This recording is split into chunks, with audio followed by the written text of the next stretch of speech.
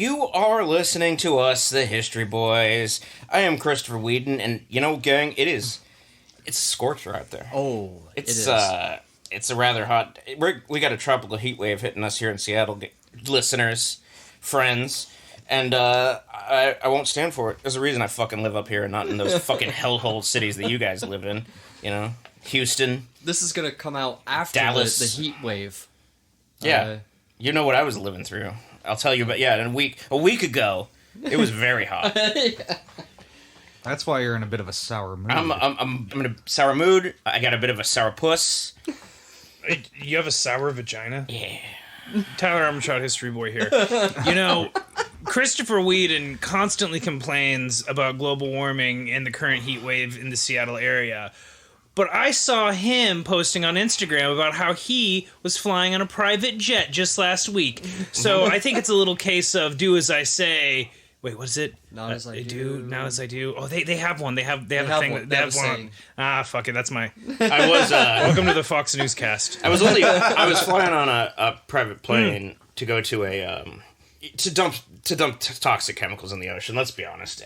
No, it actually cost me a lot of money to do that. I didn't save money to dump those chemicals in the ocean. The rules for thee, but not for me, I think, is yes. it? Yeah. No, you guys need to take good care of the environment. I need to spend top dollar shipping deadly radioactive chemicals across state lines and dumping them straight into the ocean on a private plane. That's you're fine, and make shipping sure them not to to the pay ocean. any taxes while you're at it. I've paid taxes once.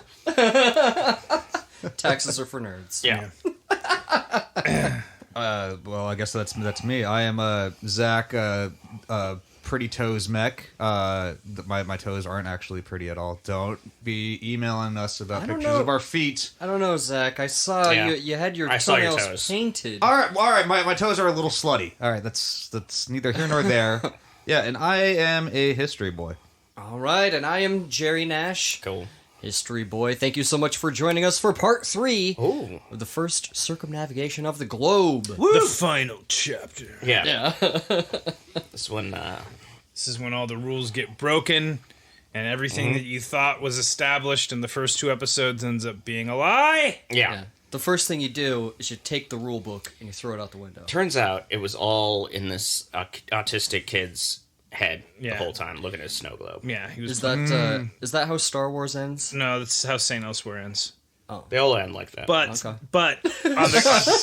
Elsewhere was a hospital drama from the 1980s, and because it was on like CBS, they crossed over with other shows, including Homicide: Life on the Street, and then the main character from that cameoed in X-Files, and then there was characters on St. Elsewhere that were on like Cheers, Knight Rider. So technically, yeah. So Cheers is a part of this universe. Yeah, so is Frasier. So is Frasier. Essentially, you can find a map online that shows every TV show that's connected through this thing. Yeah. Either way, it's all in this autistic kid's head. He's playing with the snow globe, and the last episode of St. Elsewhere ends with the kid. It pans out of the hospital. It's inside a snow globe. Autistic boy's playing with it, and his dad's like, he really likes playing with that snow globe. End of show. Mm-hmm. Find it online. It's fucking amazing. Anyway, back to the Ferdinand Magellan story. Yeah, Yes. same thing. Well, the reason why I called it the first circumnavigation of the globe and not Ferdinand Magellan is because He gets gacked. this episode would stop halfway through. Yeah. If it was just Ferdinand Magellan. Spoiler. Whoa. God. I didn't know about this. Most people know about that. Everyone knows. That's the only thing I knew about. Yeah. You didn't make it all the way. Spoiler alert, Jerry. Yeah. Something that happened was like like 500 years ago. This is Pretty statute well of known. limitations. I think we're fine. Yeah. So last we left you, they had just gone all the way through the maze of the Strait of Magellan. They had reached the Pacific, and the boat San Antonio had returned to Spain. At least they went on their way back to Spain. The mutineers did. And once they reached the Pacific, they didn't realize how big it was. It's a third of the planet. You know, it's giant. They had no idea how big this thing was. Magellan did name it the Pacific for peaceful sea. You know, which sounds kind of odd because we always talk about storms and everything The that Ring is of bad. Fire. Yeah, I was gonna say like that sounds like a very hipster thing to do. Yeah. Just like name it ironically, like the peaceful sea. Well, He had no idea He didn't know yet. that Guillermo del Toro was going to make a movie called Pacific Rim with giant monsters and mechs fighting. You know? That's my kind of movie. Or did he not know that there was going to be the straight-to-video movie Straight Up Magellan starring Eddie Griffin and Snoop Dogg? Yes. I would watch that. I would 100% watch that. And the whole time I'd be like, rest in peace, Bernie Mac. Because he'd be in there. So, not having any idea how big the Earth is and how big the Pacific Ocean is, they weren't really ready for just how empty the Pacific Ocean is. You know, you're going to go a long way and you're not going to see shit for a long time. Right. And they were just like, what the fuck? You know, like they just went and went and went and one thing that it took them a while to figure out was the trade winds and the currents that we've talked about in like the Kon-Tiki episodes. But they didn't realize it right away. At first they were just like, huh. And then like they're just kind of charting themselves and they're like, we're making really good time. But all their maps are like, man, we should have been there by now. Like we should be in the middle of Asia right now, you know? Right, but they hadn't even hit Trash Island yet. And, Right. Size of Texas. They thought they were going to be there in time for dinner, so they ordered a pizza ahead, and Yeah. It's gonna be cold. it's going to be cold. By the It's so much gold. It's frozen in a block of ice. Yeah. When they were going into the Pacific, remember like the big reason the San Antonio left was because they wanted to better outfit their ships and come back. Right? Right. Well, Magellan, I mean, he was like, nope, we continue on to the Spice Islands because that's what we said we were going to do. And if we're reduced to eating the leather wrappings on our masts, then we will. And it wasn't long before they're running out of supplies. Starvation is setting in. And, of course, the worst of all fears of any mariner of the time, scurvy. I thought you were going to say sea setting in. monster. Yeah. A ghost Leviathan. A ghost Leviathan. What like I seriously do not understand is why don't these motherfuckers have fishing supplies? You're literally in the Pacific Ocean. There's some delicious foods right Mahi there. mahi. So they do, but it's a different kind of fishing. You know what I mean? And remember, Different like kind when of fish. we talked about Kon-Tiki, the boat itself, you know, made of balsa wood, Yeah. created like an environment, Like a a biome, biome. Right. Yeah, a little biome around the ship. So fish were always there. But if you're on like these Spanish caravels, Oh, they're pushing you know, that shit away. like there aren't any fish next to you. You know what I mean? So yeah, like even then, you know, they still have their hardtack and they still have their wine. The thing is though, is again their ship was infested with rats. They can eat those. Yeah, Well, there you go. let me get to that. With bed bugs, with lice, and these shipworms that would bore through the hole and into the hardtack. So their hardtack was powder. Right. And it was full of worms and grubs. Extra protein. Yeah. And it was also covered in rat piss. Oh. So Now as I you're want to eat those rats more than ever and get revenge. as you're trying to fight the effects of scurvy, and we've talked about scurvy before, but collagen in your body breaks down without vitamin C. So dentin, the things that hold your teeth in, I've seen a toothpaste That- commercial. I know what dentin is. that breaks down, so you can push your teeth out of your head with your tongue. Cool. Old wounds. Did you say cool? cool? How Check out this embarrassing. cool trick. Cool trick. Fucking push all my teeth out with my tongue. That's right as shit, man. That's what happens right before I wake up in a cold sweat.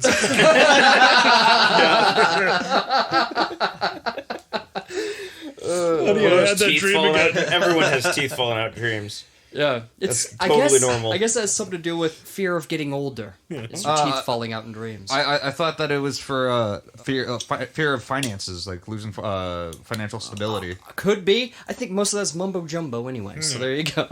Probably fear having your teeth fall out because that sounds fucked probably- up. This sounds fucking So terrible. fear of your teeth falling out. Yeah. That's what it represents.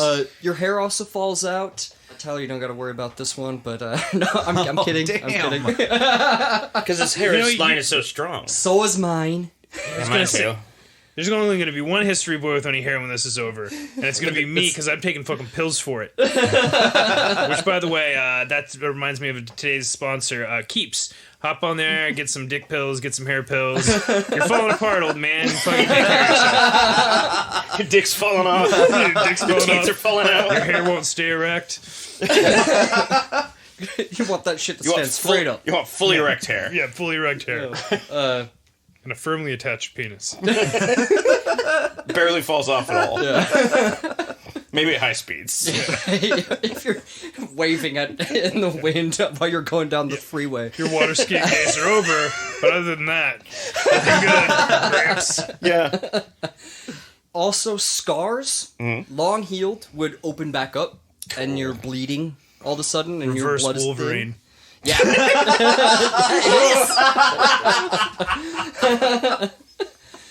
And the thing is he had reverse scurvy. That's what that was. The bosun too. Like if you're down in the ship and you're like, I can't work, my teeth are falling out, I'm all bloody, and he would straight up drag you to the deck and whip you to keep think working. you're bloody now? Yeah. I'll give you a reason to be bloody. Yeah. Straight up. So, like, remember, like as you're trying to fight off the effects of scurvy, you got a guy whipping you, and you're also trying to choke back the most disgusting food imaginable. And you're trying really hard not to cry in front of him. As your teeth fall out. Try not to cry. Yeah, this just again. This sounds like a fucking Carnival Cruise ride. Oh man, Exactly the same. Sounds like a Metallica video. There's also, this is actually something I forgot to mention in the first 2 episodes, but there's also hammocks on ships were not instituted yet. So you straight up laid around on the ship wherever there was an open spot. Yeah. Whether it was on the deck, anywhere. So with the sun in the Pacific just beating down on you, there's no shade, there's no nothing, you lay where you can, and sleep is the ultimate luxury. There was no way on those boats to tell who was a laid-back rogue who will do anything for the right price. Yeah, you got a point. You have to talk to him, which is a huge waste of time. Yeah, it's a waste of energy that you do not have a lot with all your body falling apart in the first place. Well, It's a precious calories losing. well, let's talk about the right price, because they would trade for rats while they're in this It's like Pokemon. starvation state. Yeah. They would Each one of trade them is named points and whatnot. Pikachu or Rattata. Yeah. Because they thought that eating rats could stave off the effects of scurvy by a small amount. And they're not wrong, because rats, unlike humans, actually synthesize and store vitamin C. Jesus, So it's not a bad...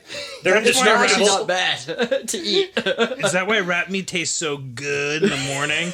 It's like oranges. Yeah, tastes like oranges. It's like orange chicken. It's the best part of waking up.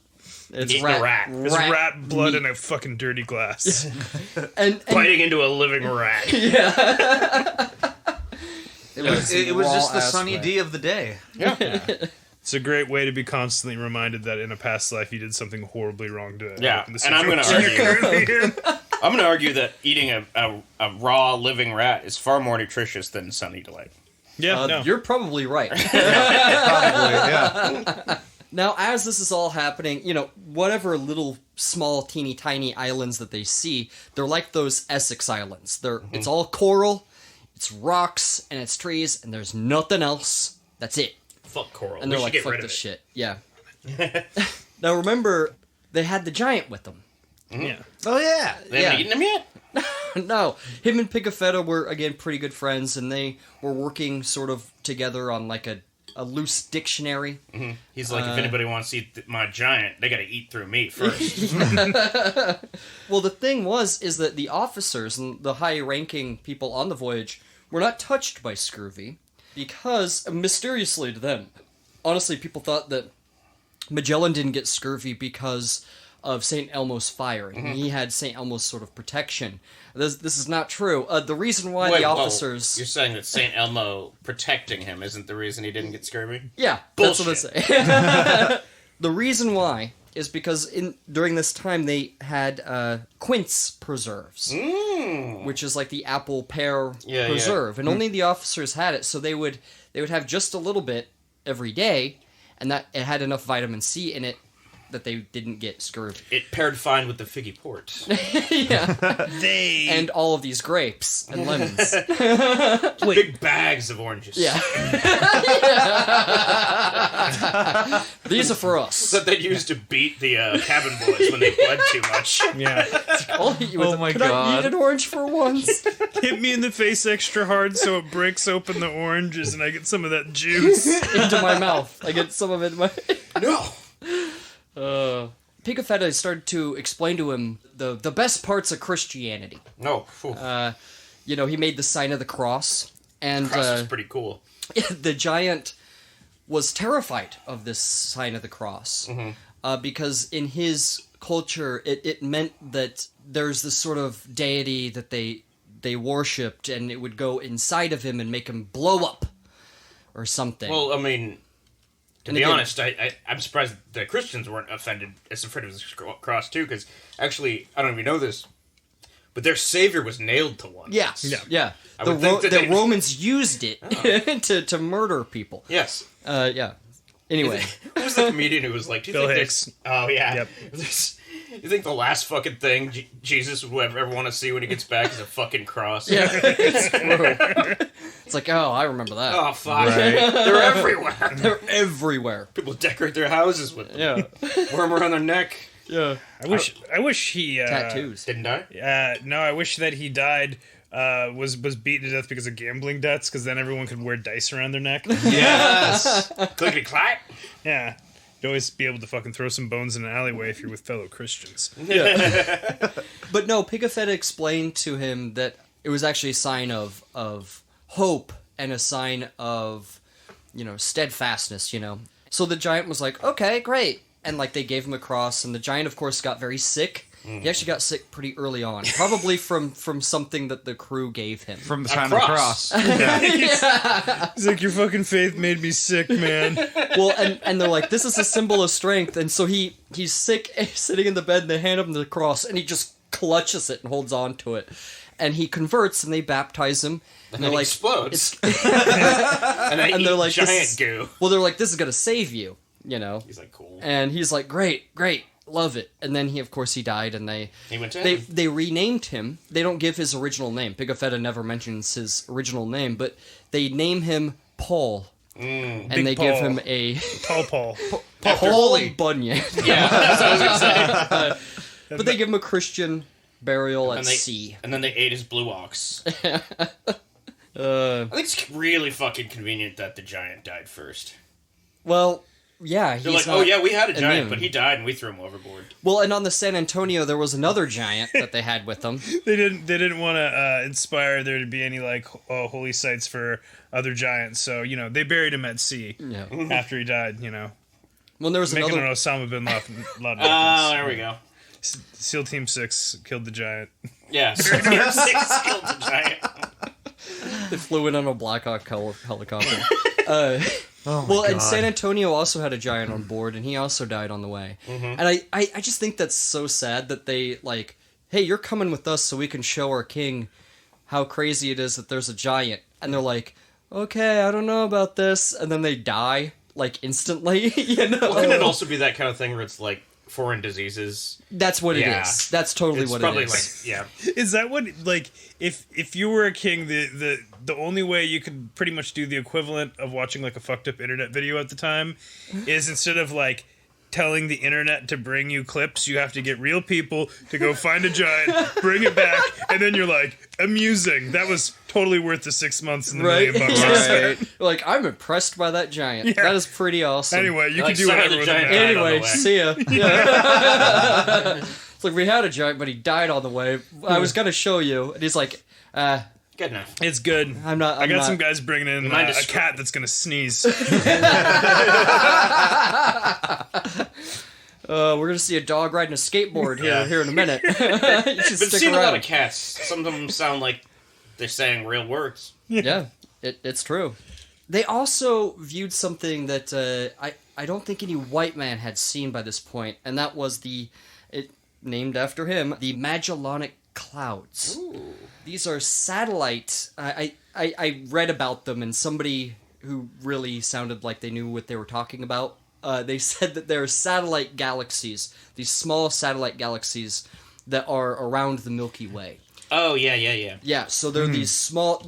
If you look them up, it's pretty cool. Like, they're these like little clusters of stars, and yeah, they had no idea what they were looking at. They thought it was some sort of sign, you know.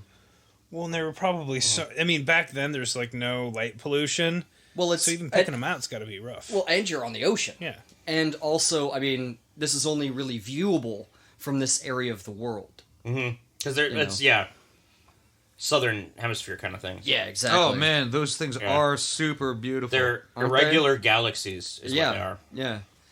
But yeah, they're not really connected to our galaxy. They're just sort of satellite galaxies that sort of... a moon galaxy, if you will. That makes sense, yeah. Yeah. When finally the call was finally given from the crow's nest, Tierra, Tierra, Tierra, they had spent 94 days on the ocean. I thought you were gonna say, uninterrupted. Finally the phone rang. Yeah, right, yeah.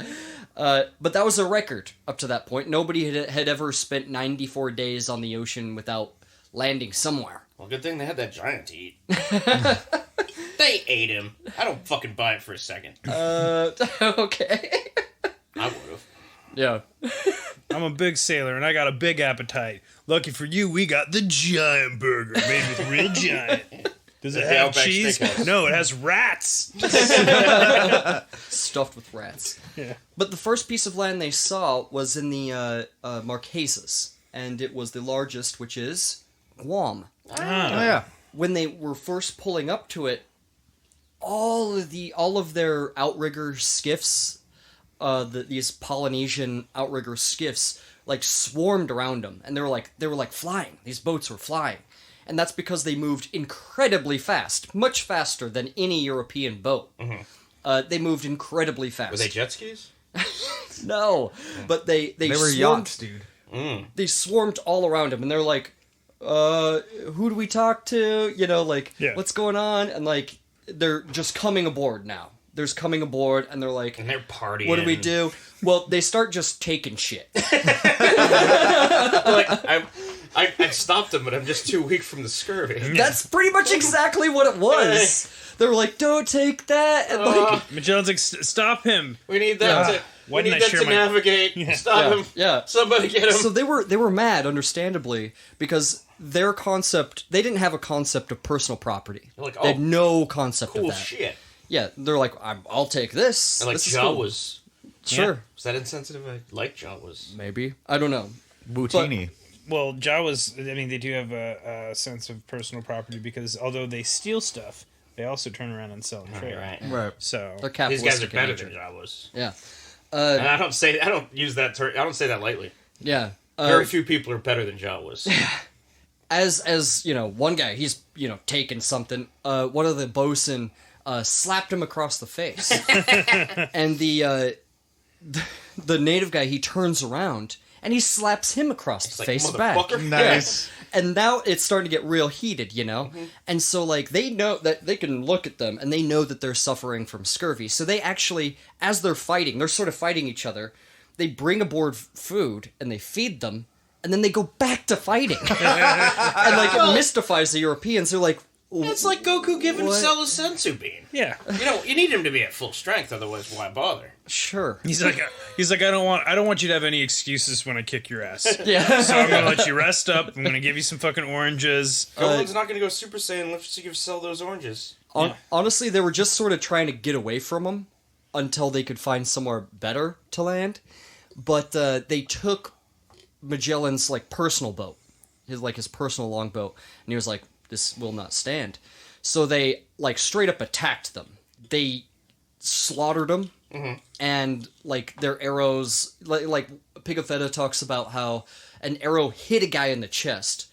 And he was mystified by this arrow. That he pulled it out. Yeah. And then looked at it. Like, what the fuck is this? Yeah. And then fell down dead. And I guess the slaughter... Pigafetta also says that the slaughter was so great that it moved all of us to feel something or whatever. And it's like, oh, did it? It moved you?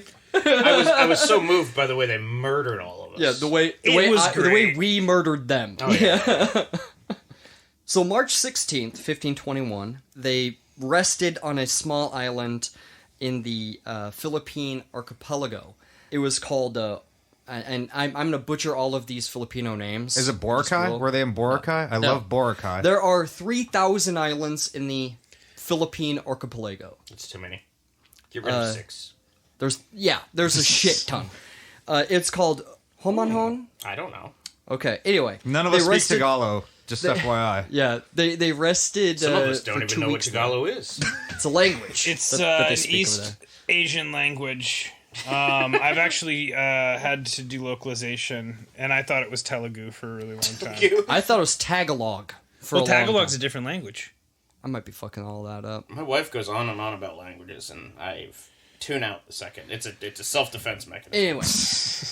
Anyway, so Tagalog is a real language. So they rested there for 2 weeks, and on March 28th, they came to a different island. This one was inhabited. And this island was called Limasawa. And I could totally be mispronouncing all of these things. I just want all of you to know that. Filipino listeners, reach out and Roast me. And yeah, HistoryBoiz at gmail.com. Let Jerry know how bad he's fucking up. HistoryBoiz podcast. If you HistoryBoiz podcast. If you tell us how to Gmail. pronounce these things, we will pretend like we care. I will make an effort in the future. I promise. Chris doesn't care, but we care. I And pronounce I like to things wrong on purpose. Jerry, so we're now located within the Philippines. Yes. When are you gonna start giving us some recipes on how to make lumpia? They did have food while they were there, and they were like, we had strange things. We had long dates. And long, and they were talking about... honey, that's what they used to call me when I was single. The long date. They were talking about bananas. Or figs. Yeah. They're saying there's these figs that are giant. Yeah. And they're talking about bananas. And they were talking about a rice thing that was wrapped in leaves, right? So lumpia? Right. Yeah. Sushi. No. kidding. There's and different rice wrappings, things like this. Anyway, it's Get just some pretty cat scrap fever and get some sushi. But the way this is really crazy that when they were going by and they were just sort of looking at the native people, Enrique actually yelled out to one of their skiffs in the Malay language, and they understood what he said. Huh. So, all of this considered, the first person to ever circle the globe is Enrique, the slave. It's not Magellan. It's not anyone else. The first person to ever actually circle the globe is Enrique. That's pretty cool. Keep that in mind. Enrique's awesome. You can be my hero. Yeah. Baby. Now, it was clearly obvious when they went ashore, when they started trading with them, that the Chinese had been there a long time beforehand already. They all had a bunch of fireworks and chopsticks. They had clay pots. They had things that were clearly Chinese. American flags. iPods, PlayStation 5s.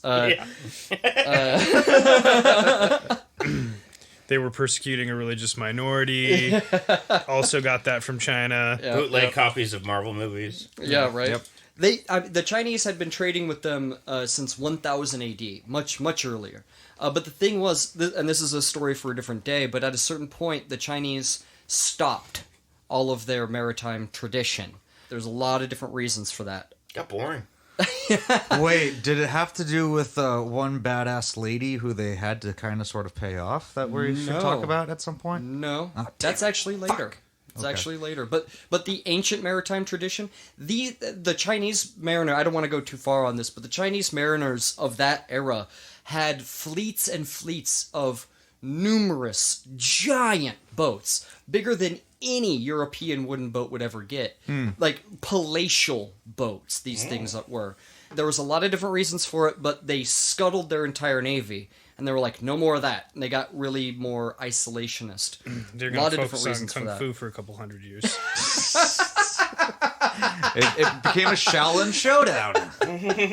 The chiefs and whatnot, they came aboard the Trinidad, and Magellan wanted to show them the proper respect, so I don't know why he keeps doing this, but he fired the guns, and it scared the shit out of them. And, like, they even tried jumping overboard, and they're like, no, it's okay, this is just, something we do, They're horrified by this, by even the notion of the firing guns. I mean, I don't blame them. Right, if you've never seen anything like that, shooting fire and the big sound and everything. They'd never heard anything quite that loud, I'm guessing. Mm-hmm. But they started trading, things got familiar again, and they would trade, like, it was crazy because... they had the bells and the caps and Scissors. Iron things. Yeah, exactly. They straight up pull out a bar of gold and, like, slap it down. Nice. And they don't really prescribe a lot of worth to bars of gold, so they're just silly with bars of gold that they got from the Chinese, like, 500 years ago. Some of the guys around here use them as paperweights. Yeah. And so, like one guy was going to trade some glass beads for a bar of gold, and Magellan blocked that trade because he's like, I don't want them to know how much gold is worth. Yeah. So they traded iron for gold, pound for pound. Okay. It would be worth a fortune back in Spain. They don't know how conductive it is. So you do a lot of stuff with this you don't even realize. But yeah, of course they got fish, they got food. They're still sort of suffering from scurvy, so they really rested. They had this palm wine that they got, also a palm tar so they could caulk their boats. Because they were like, hey, our boats need repairs real They bad. need a caulking. Yeah. Yes, they do. So if this boat's a cockin', don't come a knockin'. Nice. So Limasawa's leader, Kalambu, he got on such good terms with Magellan that he wanted to be kasi with him, which means blood brother. Means they get a Yeah. What they did, they sliced their chests, Oh. and then they poured it into a cup, and then they sort of to take the edge off, they put some wine in there with it, Okay. and then they both drank out of it. I'd do that. I would not do that. You wouldn't do that. I would. certainly would not. I'll do it right now. It depends on the person. You got any wine? Jerry, you do realize we are doing You got this any after blood? this recording. That's. I'm not doing that. Not with that attitude. You don't want to be mahi with us? What the fuck?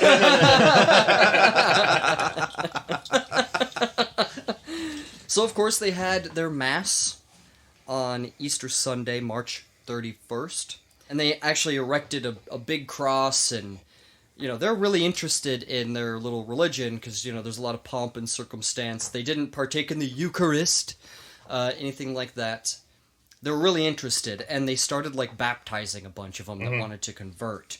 Okay. I think at some point, and I think it's somewhere around here, where Magellan starts to drink his own Kool-Aid in a lot of ways, where, like, he's shooting guns and it's horrifying people. He's telling people about the tenets of Christianity and sort of being holier than thou with some people. And it's like, he starts to view himself as some sort of lawgiver and some sort of all-knowing entity, right? Fuck that. I know.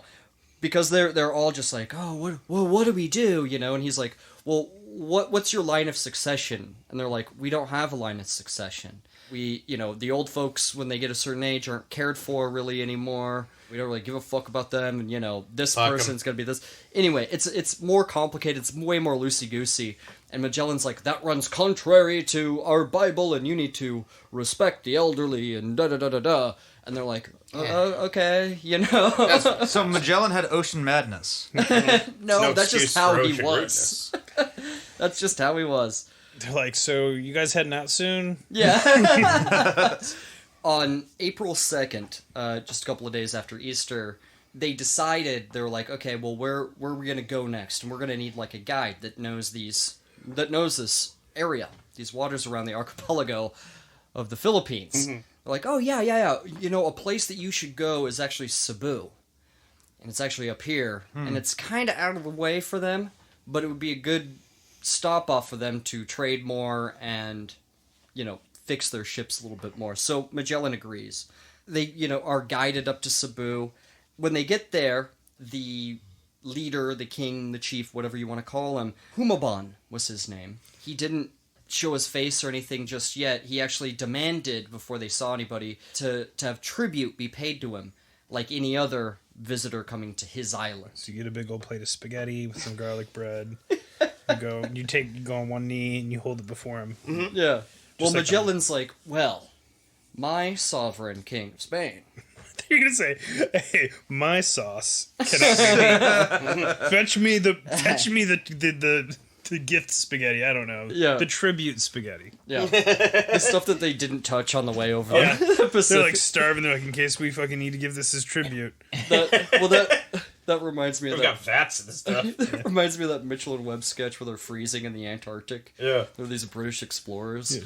And like he's like, yes, we may be starving, gentlemen, but we are still proud Englishmen. And it's like, I'm just saying, we could eat the Christmas turkey. And he's like, no, we're Englishmen, and we don't eat the Christmas turkey when it's not Christmas. Anyway, I think I may have mentioned that before. He convinced him that, his sovereign, King of Spain, Charles I, was, in fact, the greatest sovereign in all of the world. And that if anyone should have tribute to be paid to them, it would be for Humabon to pay tribute to Magellan. Mm-hmm. And they sort of got it figured out, and they're like, okay, they came aboard. He shot the guns again, and they're like, fuck! Stop that! I know, I don't understand. He knows it freaks people out, and that's why I think, he's drinking his own Kool-Aid. He thinks he's big for his britches, because he keeps doing it, and he knows it freaks people out. I think he's just a sadistic piece of shit. Could be. He's like, look how scared they get when I shoot this gun. Yeah. That one's peeing. Yeah, exactly. Right. Yeah. I'm God here. Yeah. Also, as they're trading, again, gold for iron, Magellan's like, hey, you guys want to see something? Again, he thinks he's a fucking god. He brings a guy down from his ship in a suit of armor, like plate armor. Mm-hmm. He has a group of dudes take swords and just smack the guy in the armor with them. Mm-hmm. And, of course, it's bouncing off and everything. And they're all amazed. This is cool. Danny. He loves this. Yeah. So I picture, a guy, say, with, his hands on his hips, in a suit of armor, and everyone's just slapping him with swords. And he's like, I feel nothing. And they're, all amazed. They're like, no way could a mere man survive all of those blows. And he's like, see? Magellan tells Humabon, he goes, one of my men in one of these suits of armor is worth 100 of your warriors. He's like, my name's Danny. Waving. Ching, ching, ching, ching. Yeah, exactly. Danny's waving, folks. Yeah. We're all waving, you can't see it. Yeah. Oh, man. I just really hope that what was most impressive to him was the fact that one of the guys, kicked him square in the balls, and he doesn't even flinch. Oh! Yeah, that's what really impressed him. That is a real warrior. Yeah. So as Magellan is baptizing the multitude of the island of Cebu, and he's putting up crosses, and he's telling them what to do, they're like, hey, can you leave a couple of guys here that can tell us what to do? And he's like, no, but I could bring some guys back, maybe. Mm-hmm. And they're like, okay, that'll work. Thing was, as they're, kind of getting more stuff together, he notices that their idols are still around. And he's like, you gotta tear down those idols. They're like, yeah, you can't do this anymore. And they're like, what? I thought they stacked. Well, right? Yeah. Well, and they're, it said in Over the Edge of the World that the idols were offensive to European sensibilities. Because, they got their legs all sprawled open. Everyone can see their buttholes. And they got, tusks, and they're scary looking. Oh, hell yeah. Yeah. I'm horny and frightened. They're, jacking off. If we tear down these idols, what will we masturbate to? Because this guy on the cross is, giving me a big flaccid one. It's a real downer. Yeah. But he's so ripped. It's true. He's ripped up. Nailed it. Nice. And they're like, well, we're leaving him up because the chief's brother is sick, and he happens to be one of our best warriors and whatnot, and he's really wise, and he's sick, and we're still praying to the idols because of this. And he goes, well, I can make it all better, but you got to destroy the idols, and we got to baptize him, and then he'll be better. Oh, fuck. And he goes, mark my words, he'll be better. And by the way, if he's not better at the end of this, you can behead me right here and now. And so it's like the beginning of episode of Always Sunny. Yeah. Magellan gets banned. So they baptize this guy. He's bedridden, and he's laying there, and he won't eat or speak. And they baptize him, and they give him like a little piece of food or whatever. And they're like, "How are you?" And he's like, "I'm doing fine." And they're like, "See, he's all better." Mm-hmm. Bye. Yeah. Yeah, and like so, everyone's getting baptized, and Humabon is like, "Hey, everybody better get baptized over here." And Magellan's like, "Whoa, whoa, whoa.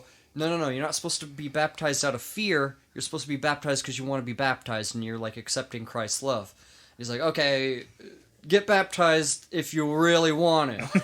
You're not supposed to get baptized out of fear? Yeah. So you're not supposed It's not to... going to apply to most Christians. Yeah. Right. That's why they do it to you when you're a baby. Right. But the thing is Magellan, him drinking his own Kool-Aid type of thing, he asked Humabon if he had any, like, enemies. So many. He's like, "I'm so powerful. I got all these guns, and I got these invincibility suits, I got an invincibility suit. It's like an Iron Man armor. Yeah. Yeah, exactly. He's like, the one that Danny has is the shittiest one, and you saw how good that was. Well, it doesn't have an arc reactor. He's like, "Well, there's this one guy that we don't really like. He's over on this other island, Mac-10." Mac-10. Mac-10. And he's like, "Yeah, we've been baptizing people from all around, and pretty much the whole island of Cebu, but they don't want to. They really don't want to." So Magellan's like, "Well, we'll show him." We'll kill him. And he does like a 180 where he's like, "Don't be baptized out of fear." And then he's like, "Oh, we'll show him." And they go over to that village and they burn it to the ground. When I'm done with him, he's going to be begging to get baptized. And it's like, what a hypocrite, right? Yeah. "Oh, you don't want to be baptized out of fear, huh?" It's almost like none of this means anything. Yeah. And the leader of the Mactanese was a man named Lapu Lapu. French for the poo. I'm an adult. He definitely thumbed his nose at these intruders, is what he viewed them to be. Once all of this happened, once they burned their fucking village, they're mad. They're real mad. Humabon, he's like, "Yeah, so they want to attack us now. It'd be cool if you could give us like a longboat full of your guys to help." And Magellan goes, "I'll give you 3 longboats." And like 49 of his men. He straight up tells Humabon, he goes, "Keep your men away and watch and learn, okay? Mm-hmm. Watch and learn, all right? Watch what happens." And Fuck around and find out. yeah. Oh, Jesus Now, Christ. they're situating they're situating everything pretty much at night. It's not really until dawn that they're landing on Mac-10, right? Onto the beach. Mm-hmm. Because of the time of day, they had to kind of keep their boats back so they wouldn't run aground on the beach. And also, so they didn't want to leave a couple of their ships uninhabited and maybe have them attacked either. So the ships were out of range of their cannons from where they are. And they're completely exposed. It's, these 3 boats coming up on this beach, and they even have to like wade through like 100 yards of beach before they get up there. Like, so they're in the water, slow moving, and if you retreat, well, you got to go back across that water. You know what I mean? So they're completely exposed. When they finally get there, they see the Mactanese. And it's not a group of like 20. It's not a handful like what they thought. It's 1,500 pissed off Mactanese warriors. Oof. You trashed our village, Yeah. bro. Yeah, you burnt our homes to the ground. That was a little rude. Yeah. And like they are practically naked, and they're holding these bamboo sharpened spears, and they have poison arrows. Nice. They outnumbered them 30-1. So Magellan's really going to test his theory that one is worth 100. Right. And the thing is they were impossible to hit. Like, remember when we talked about Lafayette? Like, the best way to not get shot by a musket is to stand in front of it when somebody shoots it. Yeah. Right, yeah. Because it can't hit shit, right? And these guys are shooting arquebuses. Yeah. And they're not like the Sultan's elite janissaries. They're not like snipers, Right. So when they shoot, they can't hit anybody, and they keep jumping around and running about, and they're super light and maneuverable. Yeah, and the thing is their armor only went, to their waist. Oh, shoot him in the balls. Hit him in the dick.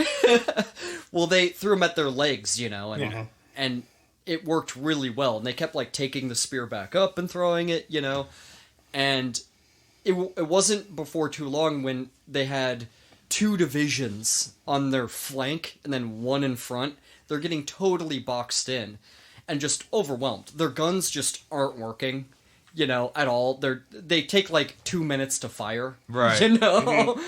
And these guys are just on top of them, in seconds, and everyone's running and screaming. And once the Macdanese see that they're just shooting, they're not aiming, they're just shooting. Yeah, they got even closer.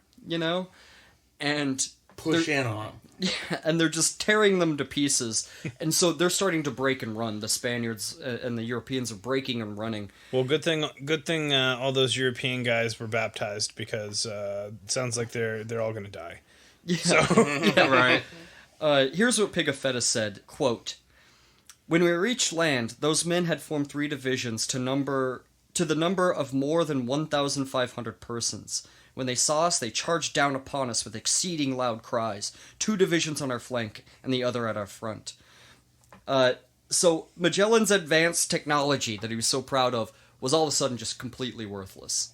Totally worthless. I like to think Pigafetta was like, when we watched the massacre, we truly felt something. Pigafetta was actually with Magellan, believe it or not.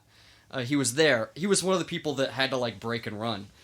But there was a couple of people, Magellan's inner circle, that stayed close to him the entire time, which would be a horrible mistake. That would have been a great opportunity to just fucking kill Magellan. You know what I mean? And be like, I don't know, it was crazy out there. It must have been one of those bamboo guys who threw a thing at him, got him right in the dick. Well, people pretty much right in the dick. People with an pretty arquebus. much say that because the boats, they're watching helplessly, and it is sort of impossible for them to get down there on time. Right. But they remained there for a suspiciously long time. Okay. So what happened is Magellan was shot in the leg with a poison arrow. Mm-hmm. And he was weakening because of it. So he was slowed down. He's Taking also poison in his damage. armor. Yeah, right. Yeah. He's also in his armor, is moving very slow. They're in the surf, you know what I mean? Cowabunga. He gets... Those were his last words. Yeah. He sank poisoned into the sea. Yeah. And You'll be hanging 10 with Jesus tonight, baby. You're gonna meet him. Yeah. That was a death wish reference. You into God and Jesus and all that? Yeah, what? You're gonna meet him. You're gonna meet him. So he's being weakened, he's very slow, they're in the surf, and they're just getting so close. In fact, Magellan takes a spear to the face. Ugh. Right to the face. And the guy that gives him that spear in the face, he stabs and kills him. And then all of a sudden Magellan gets what Pigafetta calls a cutlass sliced into his leg, which makes him fall forward, face forward. And then Pigafetta says that they just pounced on him, and they cut him to pieces. Ooh. They just chopped him up into pieces. So Magellan's dead. Yeah. Big time. Yeah. They all saw him die. Wow. So maybe they shouldn't have burned down that village. Yeah. Maybe he shouldn't have acted like such an asshole. That Sounds is like he 100% had that coming. Yeah. He goes to this place, he forces everybody to turn Christian. Some of them seem to be into it. Yeah. But they're still that the second they left, they're like, we're going to keep doing our thing. Yeah. They were just like, oh, you got a fun game you guys play where you Yeah. put crosses up and pour water on people's heads. That's fun, whatever. And that's all, that's all it was. Yeah, yeah. You Oh, know it. totally. And then they leave and they're like, but you got to destroy your idols because this is your new thing. They're like, what? Yeah. The second you leave, we're going Yeah. right back to the old thing. That's so fucking nuts, though. Like, what you described, Magellan's death, pretty much was almost exactly the description of a character that was killed in our game of Morkborg last night, where 4 of my wife's monkeys ripped apart a man. It was pretty great. Nice. It's pretty good. Yeah. Sounds like a great game. Oh, yeah. And they asked for Magellan's body back. And they refused. Lapu-Lapu Come refused. take Fuck it. you. Yeah, exactly. In fact, nothing was ever recovered from Magellan's body. His armor was never recovered. All of that's completely lost. He fucked up. Yeah. Yeah. Some guy in the South Pacific has a fucking cool ashtray, and he doesn't know. It's been in his family for generations. They don't know where it came Has from. no idea, yeah. But Pigafetta, he says, quote, "They killed our mirror, our light, our comfort, and our one true guide." And also Magellan. Well, Pigafetta is now the last Magellan loyalist. Everyone else that was loyal to Magellan is now dead. Mm-hmm.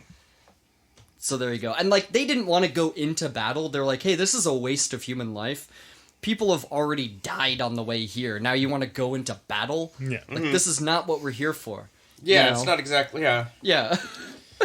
He just got really big for his britches. It's like, we can kill Yeah. these people, no problem. Magellan was like, I can't hear your complaints over me constantly firing this gun.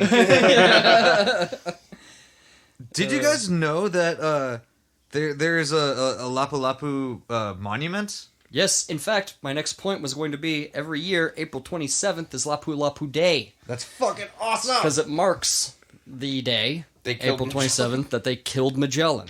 Yeah. Wait, You know, so where is that in modern day? it's in Mactan. Yeah, Okay, it's okay. right by Magellan Bay. Yeah. Is that And, where he died? Yeah, probably. But actually, that was Lapu-Lapu Day was put into place by Rodrigo Duterte. Or is it Duterte? So I looked it up on Google, Yeah. and it said Duterte. Okay. I thought it was Duterte Yeah. or Duterte. I thought it was Duterte. Yeah, well, Either I looked way, it up. Google President said of the Philippines, Duterte. he's a piece of shit. Yeah. Probably the only good thing he did was Is Lapu-Lapu Day. Lapu-Lapu Day. Yeah. Anyway, And telling people that if they don't get vaccinated, he's going to kick them in the butt. I think that did was he do that? Yeah. I know he wants to kill drug dealers. Yeah. Yeah, that and if memory serves correctly, he's also a hardcore Christian, and I know that there are Filipino Muslims down in the southern islands, and there's been like a ongoing war with Yeah. them. Yeah. War, genocide, something. It's nuts. The Muslims were there long before the Christians were. But anyway, Yup. so pretty much the day after Magellan's dead, they leave in a hurry. Like right then and there. They're like, let's get the fuck out of here. And the last thing they see is their crosses being ripped down by furious people and, burned. Everything. They did not appreciate anything Magellan brought to the table. So they elected new captains. They elected co-commanders for the expedition. Duarte Barbosa, Magellan's brother-in-law. Juan Serrano, who was the captain of Santiago. Like the pepper. Nice and spicy. Remember, Duarte Barbosa was the guy that's like, I'm staying in Rio. Right, yeah. He should have. Yeah.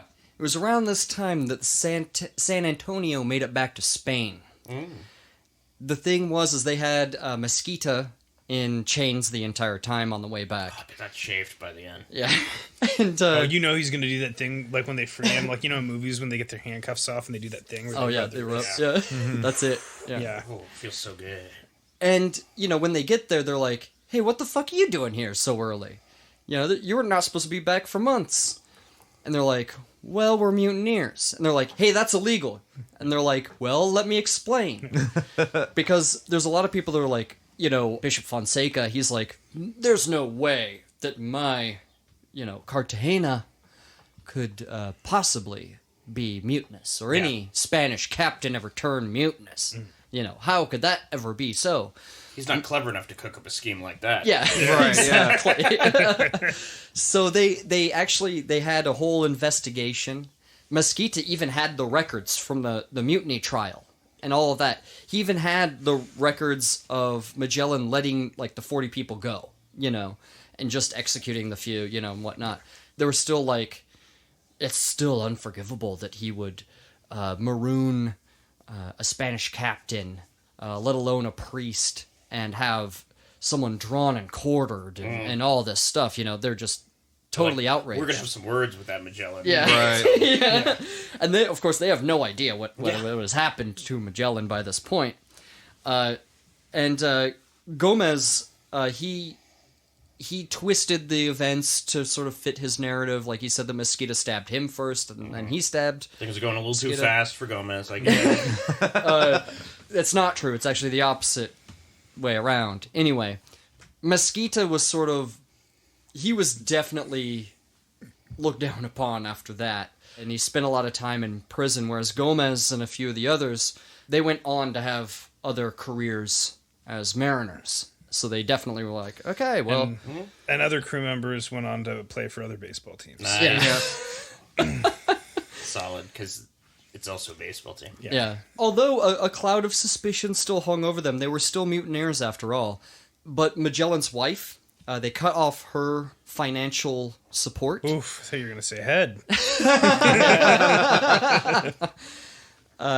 And they refused to let her go back to Portugal or go anywhere, because a lot of the narrative that Gomez pushed was that Magellan was indeed a Portuguese mole, you know, trying to sabotage Spanish efforts. Must be nice to be able to ensure only your half of the story gets told. Yeah. Exactly, Right. yeah. It's Exactly. called history. Yeah. Yeah. But meanwhile, back on the other side of the Earth, on May 2nd, the 115 out of the original 277, that's all that's left now, Jesus. they burned the boat Concepcion. Oh no, not the Concepcion. Yeah, they burned it because, you know, It they're wasn't like, immaculate. Fuck it. well, it needed repaired really bad. And if Magellan was around, he'd be like, we're repairing everything, and it's going to take a long time, and everyone's going to be really tired. So they're pretty much like, what's the opposite, Magellan? It's like So- Donald Trump with Obama. It was Yeah. like, what would Obama do? I'll do the opposite. Yeah. Well, it's a little bit more pragmatic than that, though. No, I'm because- joking. They wanted the insurance money. Well, on top of that, it's probably easier to run one ship with that few people. Like They just didn't have enough they people can to focus man. the energy entirely on the one ship. Yeah. Well, they didn't have enough people to man the three ships. yeah. So now it's only Victoria and the Trinidad. Plus, if you send a burning boat out to the ocean, Looks kind of it badass. looks pretty badass. People are going to think it's a ghost ship. Everybody thought it was pretty badass. Yeah. They were like, you could see it for miles. They're like, it was badass. Yeah. Have you ever seen like a giant fucking caravel like on fire? Well, now you have. You ever Yeah. seen a giant fucking caravel on fire? On weed. Red team go. Red team go. Now, Enrique, who was wounded from the battle, but he was aboard the ship, they were like, all right, Enrique, let's go. You're our translator. And he was like, no, man, I'm free. And he was right. In Magellan's will, it gave him actually an allotment of Meridades, and it also said he was free. God So damn he it. kept saying, like, really loud, and he wasn't listening to nobody anymore. He was like, no, I'm free, dude. I'm free.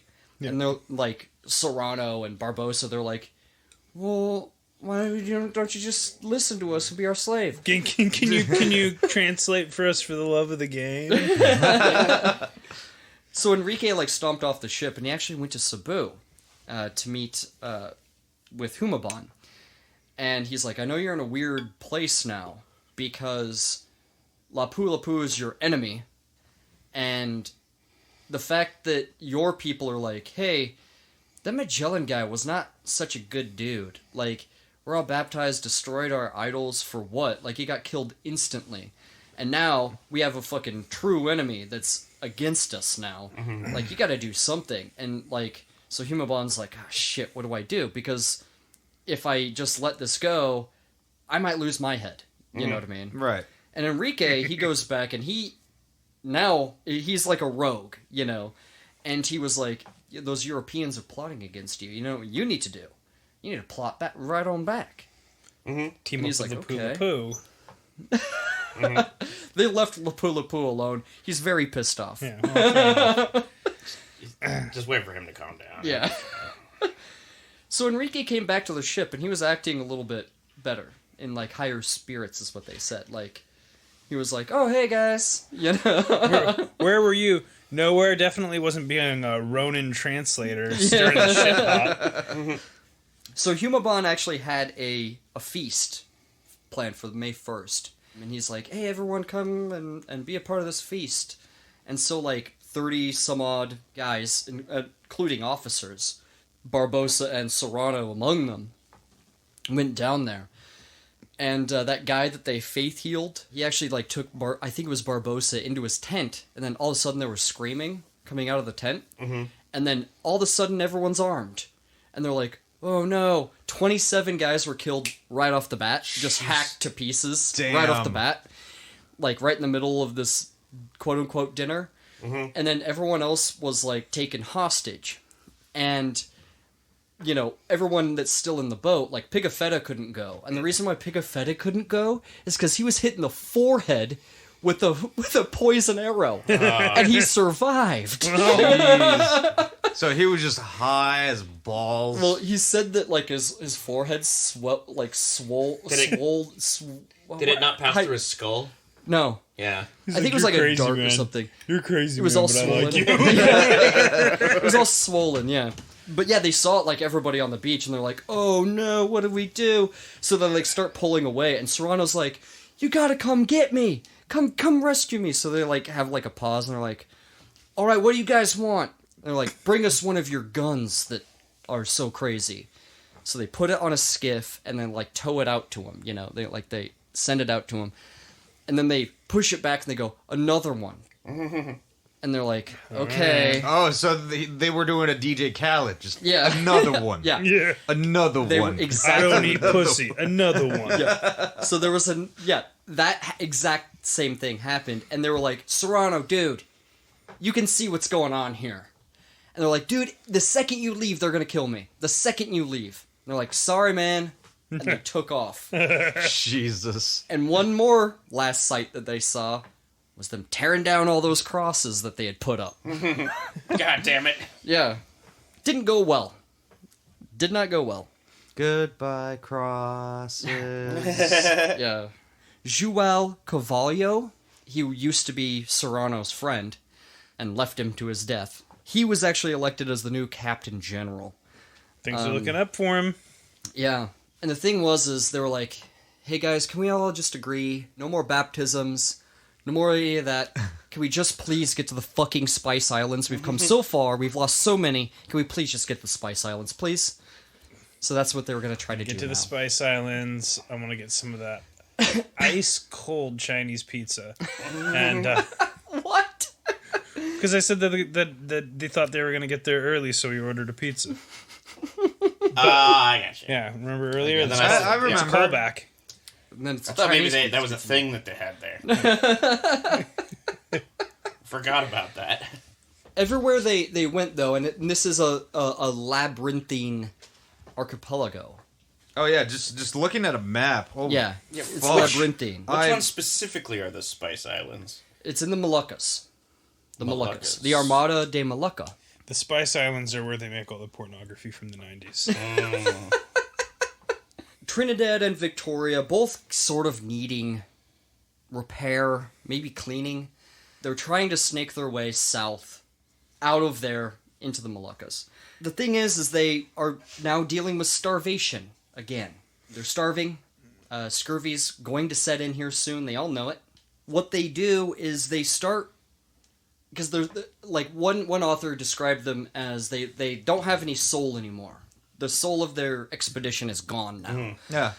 There's no It died strict, with that giant. There's no strict disciplinarian. There's no one there to sort of guide them. You know? Yeah, when your captain is saying, "Hey, can we please not do this anymore?" instead of ordering them. Yeah, then exactly. You kind of know something's Well, fucked. I'm clearly paraphrasing, but Yeah. but Everybody's they're- starving and he's kicking himself in the ass for going to the socialist model. the thing is they just didn't want to fuck around anymore. They wanted to get to the Spice Islands. They didn't want to convert anyone. They didn't want to have any more orgies. They didn't want to do any of that. They just wanted to get there and fill their ships full of that spice. And sick of getting my dick sucked. I want some tarragon. And they what they did is they kind of resorted to pirate tactics. Ooh. Any boat that would go by, they would capture, and they'd be like, "Where is it? Where's the Moluccas?" And be like, I think it's that way. You know, Right they're like, down. all right, It's get out just of a here. little further down. Yeah, right. Yeah. At one point, they were approached by a larger boat. And these guys were clearly pirates, because underneath, they could see that they had, like, these silk robes. They had, like, gold rings and shit. There's a guy with a hook for a hand and a parrot on his shoulder. Dead giveaway. They were actually from Brunei. And Brunei was as advanced as the Spaniards were. So when they got there, you know, they greeted them with elephants, and they, like, put them on the backs of elephants, and they went back to their village where they met, like, their leader, right? It's lavish. Right, And it's the Sultan of Brunei?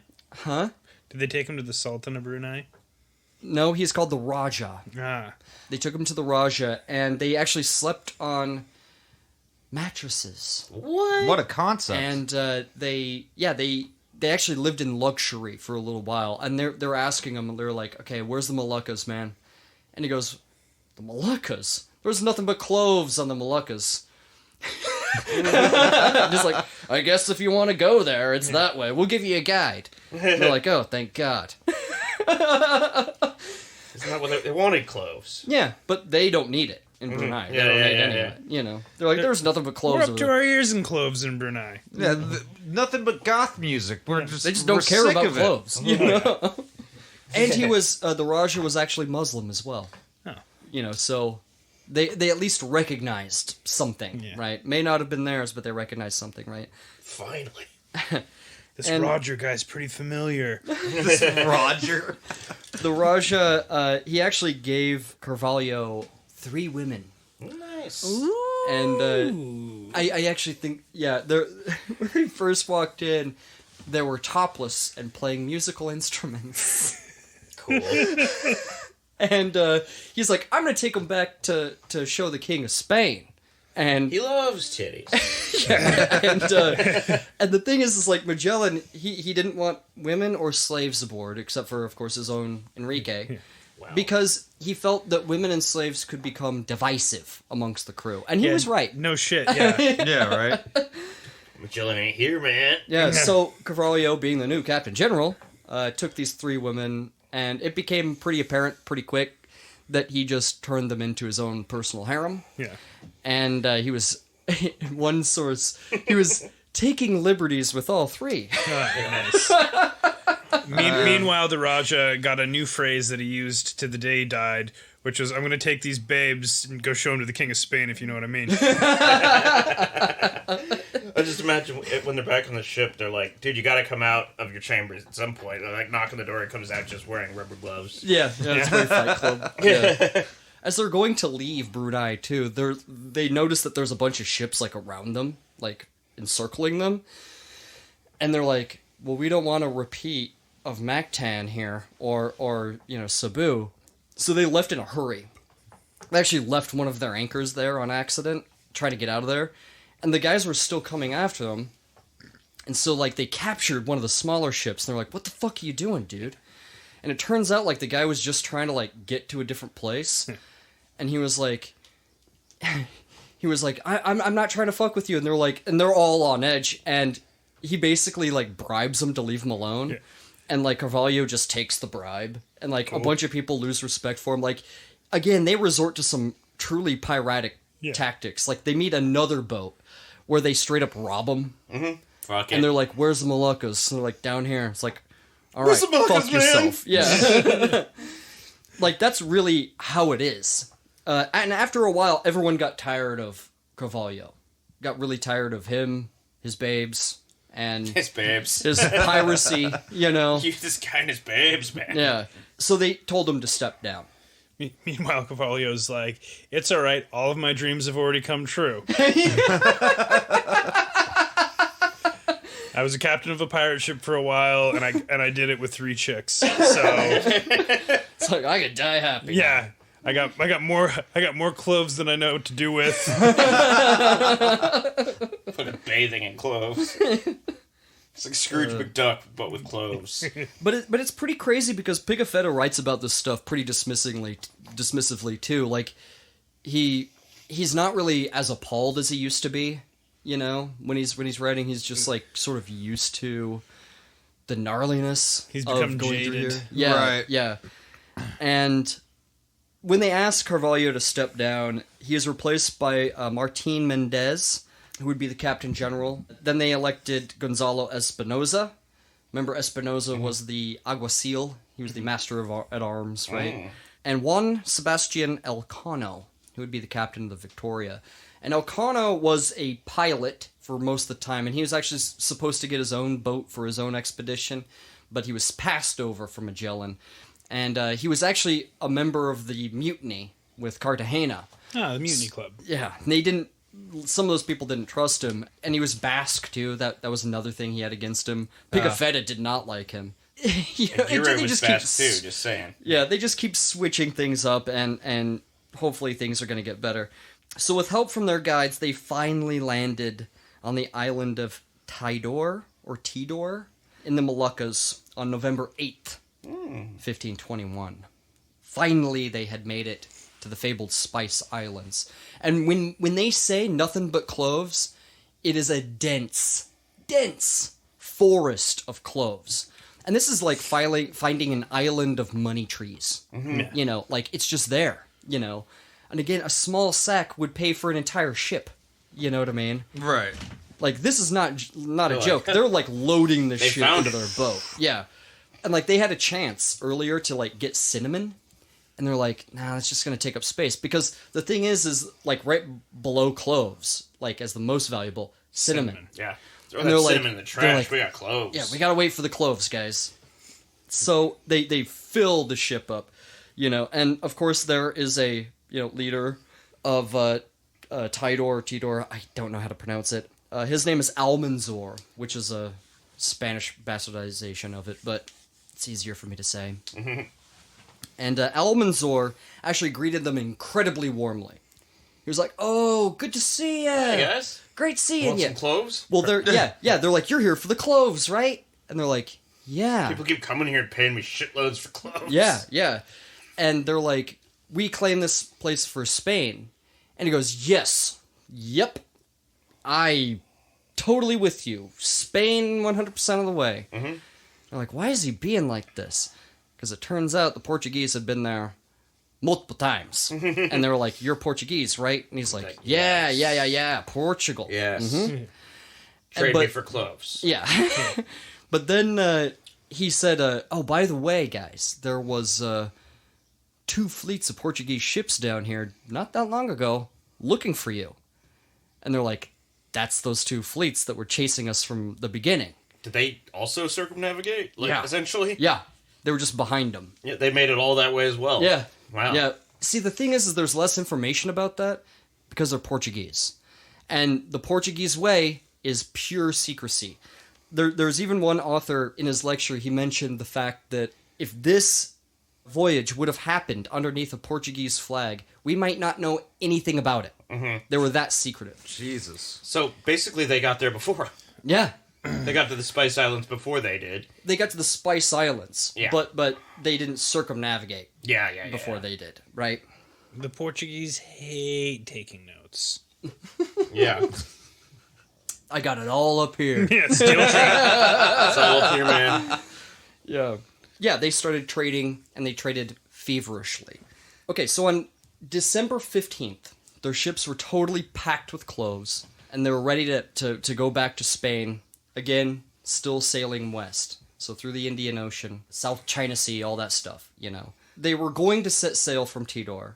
What happened was the Trinidad was leaking like a sieve. Oh no, the cloves. Yeah.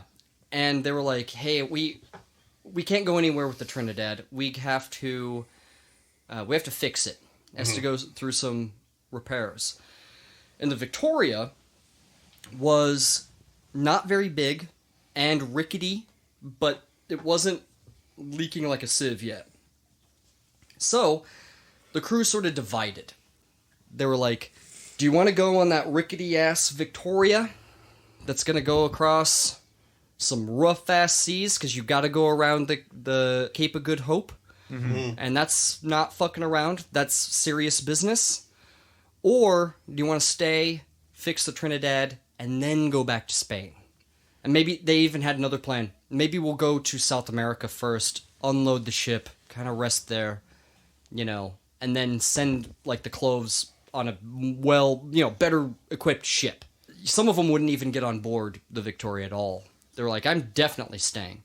But, like, Pigafetta and Elcano, who was the captain, he took the guys and he was like, all right, guys, well, see you later. Mm-hmm. They went off across the Indian Ocean.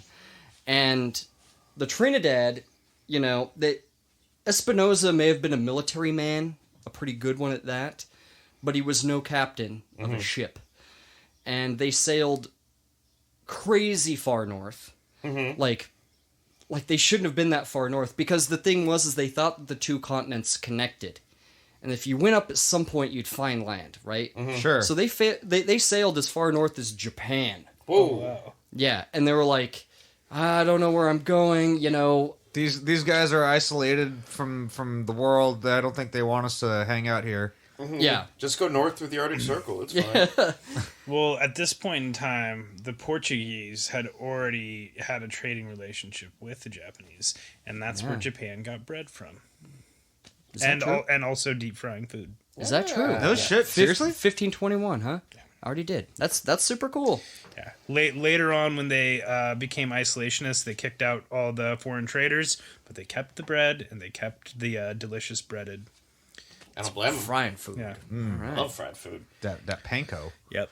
So when the Trinidad was unsuccessfully trying to go back to Spain by going the way they came, they failed because that Portuguese fleet found them and captured them. Oh, no. Fuck. And Espinosa, he's like, shit. I mean, they got us. We're limping along. His men are starving to death again. They're in a desperate situation. Mm-hmm. These guys can't fucking run a boat. No. And the Portuguese are doing great. Yeah. Espinosa, he sends the Portuguese commander a note that says, listen, man, I am in a pretty desperate situation. I'm in a bit of a pickle. Yeah, I know you're trying to get me, but, dude, we can't take you. You know what I mean? And that's something Magellan would have never done. He would have never written a letter to the guy that's charged with coming after you. Yeah. Mm-hmm. And he definitely wouldn't have told them what his weaknesses are. Yeah. But when the Portuguese boarded the Trinidad, they were like, oh, God. Like, there's a bunch of these emaciated, skinny people. It stinks to high heaven. And they're like, don't tell anyone how we live.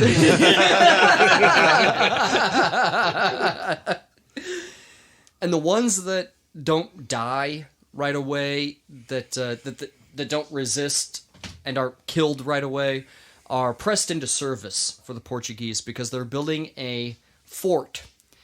And no girls allowed. Yeah, they want them, basically, they're going to force them to build it for them. The Trinidad is scuttled. The wood from the Trinidad and the cannons aboard the Trinidad are used to build this fort. Mm-hmm. So their flagship of the once grand Armada de Molucca is now gone. So the Trinidad was made out of pillows and blankets? It's now Fort Kick-Ass. Now, Elcano, on the Victoria, moving across the Indian Ocean, they also still fought scurvy and they fought starvation because they just wanted to get back to Spain. That and... I just want to go home, man. Yeah, that right. And think about it, like, this ship is full to the brim with cloves. And you're basically like a fat, slow-moving pig in a giant forest full of hungry wolves. You know what I mean? Yeah. Right. Like, you are prime, and the fact that you don't have that many people on your boat, like, it would be so easy to take that boat away and get all that money. If pirates board that boat, they're going to go into the hold and you're just going to hear one guy be like, "You're not going to believe this!"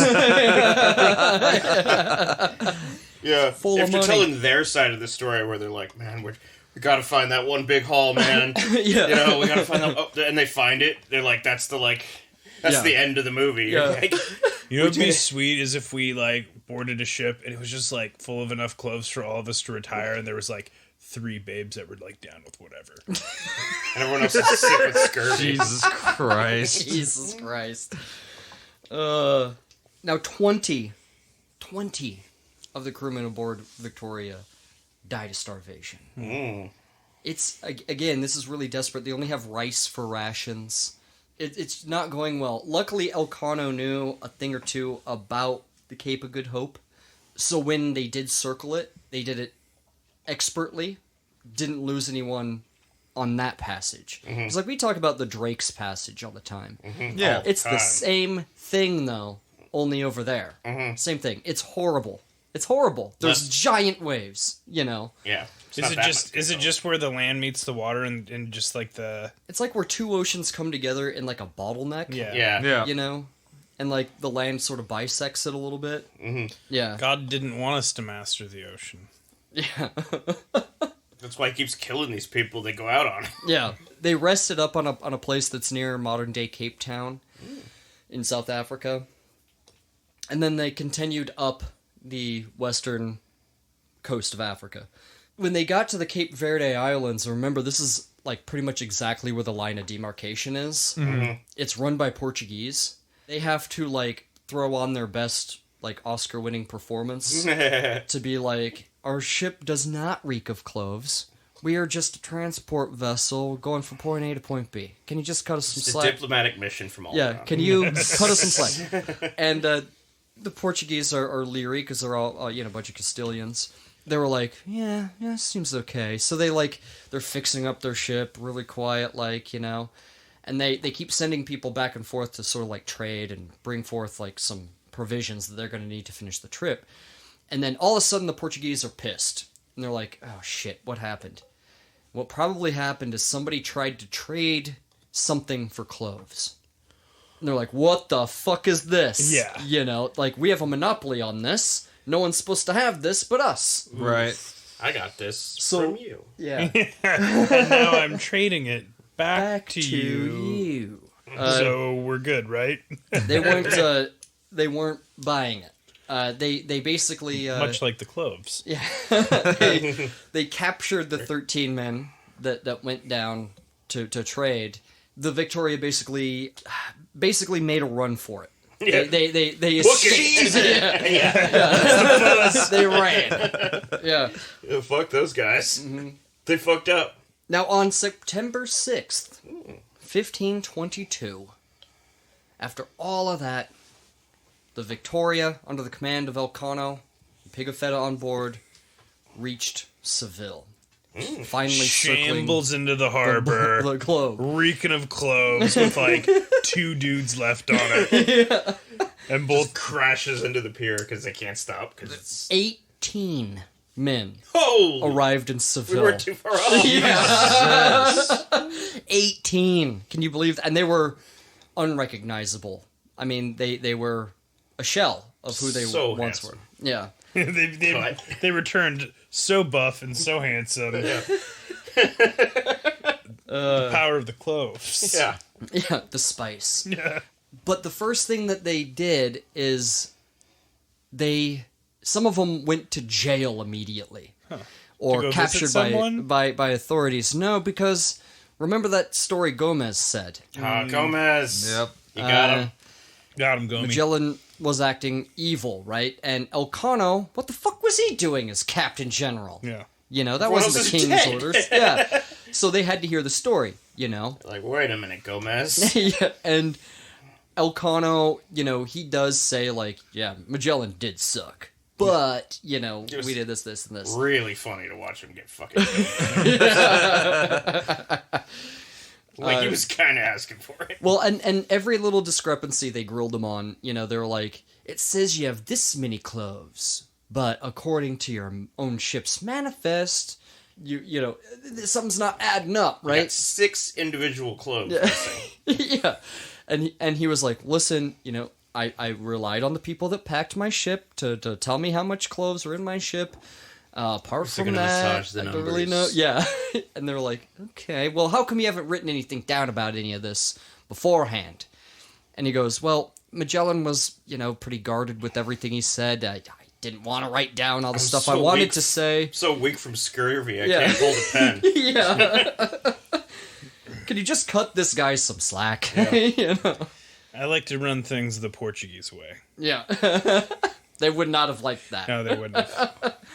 Over the months and this new investigation about what happened to the Armada, the 13 men on the islands that were captured were let go and brought back Spain and whatnot. And they kind of trickled in, As far as the others, the ones from the Trinidad, the survivors from that. And I love how, kind of once Magellan dies, they're referred to as survivors. You know what I mean? Yeah. Like, everyone's just a survivor.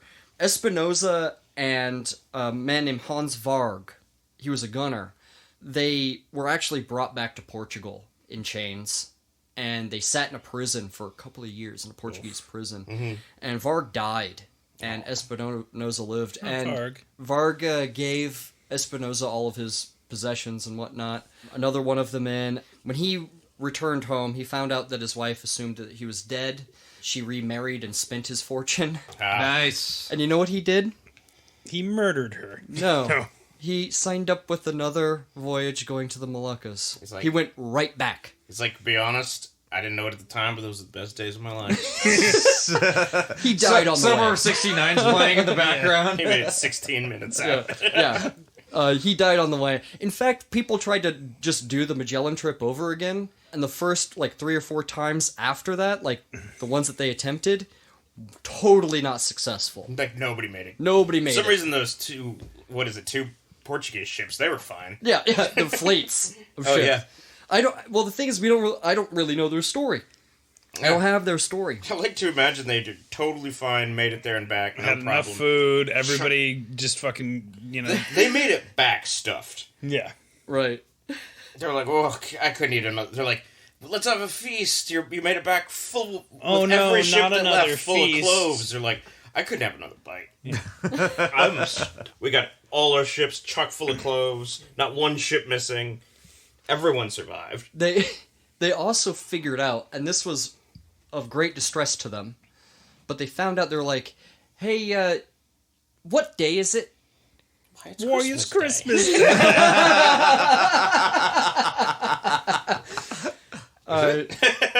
And it turns out that they're missing a day.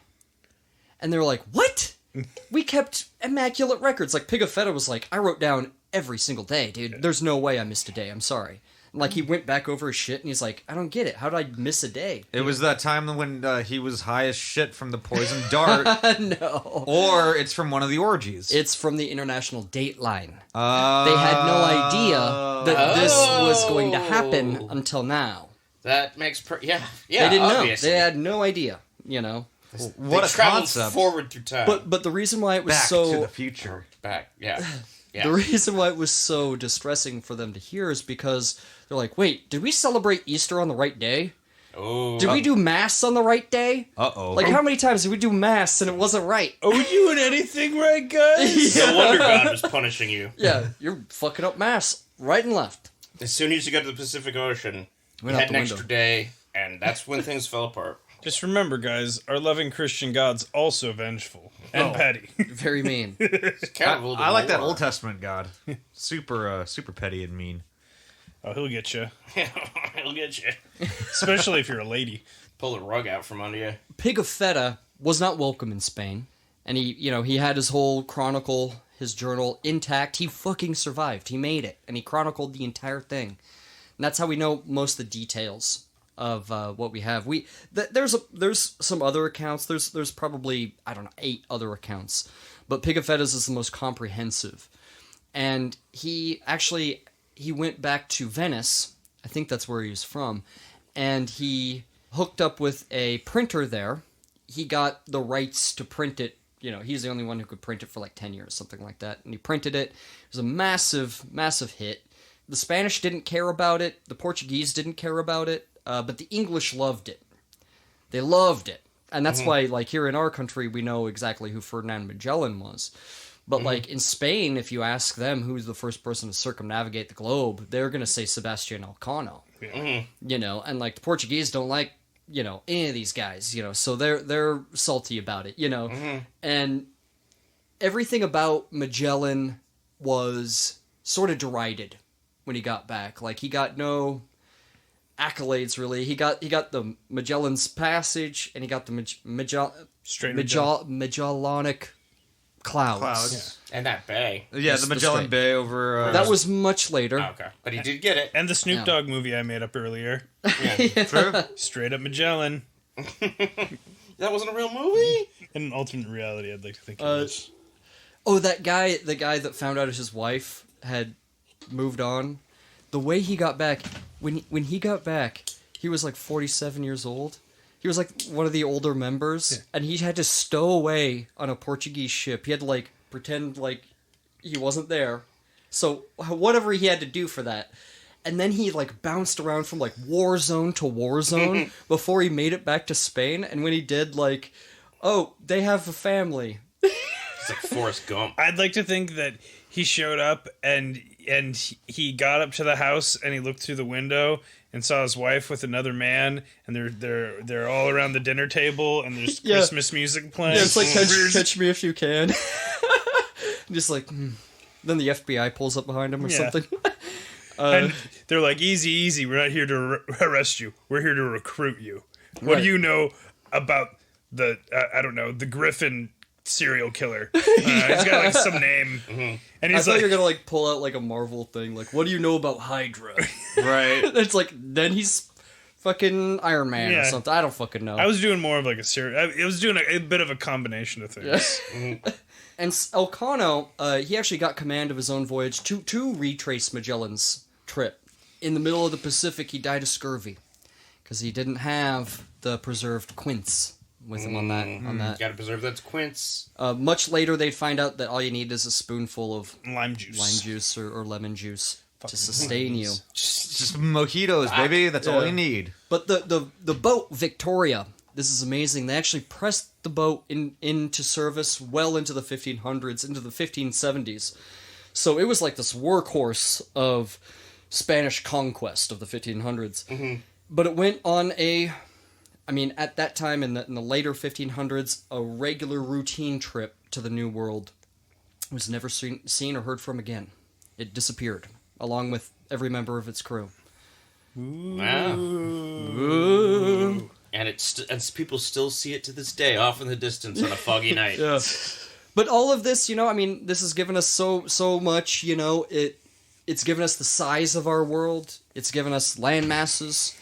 We still didn't know that Australia was there yet, but it gave us so much that, I don't know, it really did a lot for science, more so than any of those people probably ever thought they were doing for science. You know what I mean? Totally. That's the first circumnavigation of the globe, fellas. That's pretty rad. I mean, I like the part where Magellan got killed, and I like the giants. Yeah. I like all the scurvy. I mean, it's easy to get scurvy on the high seas. I got scurvy on a Royal Caribbean, or actually, no, it was Carnival Cruise. Yeah, dude, I was at that buffet and I was making club sandwiches, but using slices of pepperoni pizza for bread. And there's no, it's all you can eat, and there's no vitamin C. There's no vegetables. There's no fruit. Oh, they're nothing there. like that. Oh yeah, they're there. I thought they were decorations. You picked them off. Yeah. Like, why are they eating all that plastic decorative fruit? Real fruit? Ew. Yeah. It reminds me of the Always Sunny. It's just, also they're on a cruise. And why would there just be a table with mixers? yeah, they're like, Oh, yeah. you want They're some more drinking juice? straight- Like, drink mixer? They're drinking straight mixer over there. Oh my god. That was a genius the concept of not really like. All right, thanks everybody. Thanks for listening. We are the History Boys as usual. I am Christopher Whedon, and I am gonna go home and sit in an air-conditioned room as low as it can possibly go because it's like 100 degrees out right now in Seattle, and it's some bullshit. So I'm Tyler Armentrout, also History Boy, as unusual. ooh, I think mixing it up today. I will probably also go sit in a cooler environment, but every environment's cool when you're hanging with me. Hey. I want to see my breath in that room. Nice. I am a climate change denier, Zach Meck. Yep. Also a history boy, and But it snows sometimes. but it snows sometimes, and I don't know about y'all, but I feel cool as a cucumber over here. So I think everyone else is wrong. Well, I got a nice guzpacho that's going to disagree with you. It's gonna disagree. Wait, with me. the Gestapo is here? No, it's a soup. Yeah. It's And, going to disagree with me because it has been sitting out and it has gone bad. I was going to say it's in my pants. Oh. See, my pants are fine because I powdered my balls. See, I got to do that. I got to do that. That is an old tour trick. That's what you have to do. Oh, that's an old Chris It's an Wheaton old trick. we kill 'em trick. Yeah. And of course, I am Jerry Nash, your history boy. Thank you so much for listening to this series. We got so much more planned for you. Yeah, so this has been a killer fucking episode. Awesome series. If you have any question, comments, thoughts, concerns, feet pictures, please send them to HistoryBoizPodcast@gmail.com. Care of Zach Meck, Yeah, please. please don't show your feet. Well, I don't want Chris, you to- Chris wants the feet. I don't wanna see feet. I want the thoughts and prayers. If I see one fucking foot, we're canceling the podcast forever. If you're gonna send feet, I won't. Oh my god, no! Chris Everyone's only gonna wants- send him feet pics. We only accept feet pictures from men. Yes. And it's not a sexual thing. It's just because we have a lot of abnormalities with our feet. We want to compare them to other men's feet and just see how normal they are. Not you feel know? so alone. Exactly. Especially if you have abnormal feet. Men. I might want to see that. Yeah, it feels like weird fucking Send it feet. to History Boys, care of Bunions. If we have any fans at all, and I'm actually not kidding, if you have extra toes, send those pictures. That's weird, man. And if you're I wanna see missing it. toes, Polydactyl, come on. we'll team you Yeah, I up with kinda one wanna of see those that. extra toe guys, and you guys can maybe do a little tradesies. Yeah. Yeah. We No. trade toes. Even it out. So our polydactyl friends, I guess hands too. If you got extra digits. Oh, yeah. No, if you got an extra finger, send that over. I want to send see that that. to us. I want to see that. I don't know how- Just the finger. Just send that finger Yeah, over Cut to your us. finger off and send it to us. Any, yeah. Show us you're loyal, and that you'll never. I can get you a toe. You'll I'll get never you a toe by dishonor this $3. organization. With nail polish. All right, this is getting silly, guys. But This is silly. please feel free to join our Patreon. You can join for as little as $1. That'll get you access to our Discord, and for you to hang out with us with our monthly beers with the boys, which is pretty fucking rad. Yeah. It is. At the $5 mark, you get a shout out, and you also get access to the Discord. And at the $10 mark, you get all of the above and some pretty rad bonus content. And on that note, we have a new patron pal. Ooh. Yeah. So Bring them before me. please welcome everybody, Molly. Molly. Molly. All right. Thanks, dude. We super Thank you. appreciate it. Thank you so much. Molly actually kicked it with us on the last Beers with the Boys that we is did. true. It was Yeah, it was yeah. a hell of a lot of fun. Yeah. We had a big group of people. It was a lot of fun. Good Yeah, turnout, yeah. I was pretty don't- surprised. I don't remember a thing we talked about. I mean, that's because everyone got blackout drunk. I'm blackout drunk right now. But I mean, that is what you guys are missing when you don't sign up for our Patreon. But yeah, just History Boys podcast. You can find that on Patreon.com. You could also, like I said, email us at HistoryBoizPodcast@gmail. All the social medias, like all the all that social stuff. medias, Yeah, and yeah. all that stuff. Leave a 5-star review, which really helps us out. And you don't have to spend a dime to do that. Yeah. Just a 5-star review. That's honestly that helps out immensely as well. If anyone's actually listening to the end of this, just leave a 5-star that says kind words. Yeah. Yeah, that would be dope. The words, kind words. Yeah, Or- just Sure. simply kind words. I'm if you- looking at a picture of a Magellan. How do you pronounce that? Magellanic. Magellanic penguin. Oh. Which was first spotted by Ferdinand Magellan Oh, in 1965. 1520. speaking of, they're I'll over at probably the take a Tacoma photo. Zoo, and I took a bunch of photos of those little dudes. Magellanic? Magellanic. Magellanic. Yeah. Magellanic. I have a hard time saying it too. It's Ma- like a cadence you have to get. Yeah. Because it's not Magellanic. No, it's Why can't it Magellanic. be? Magellanic. Magellanic. Magellanic. Yeah. I don't All right. fucking know. Zach, do it. Love you, bye. It's silly or the same thing. We had a lot of fun. We'll see you next time.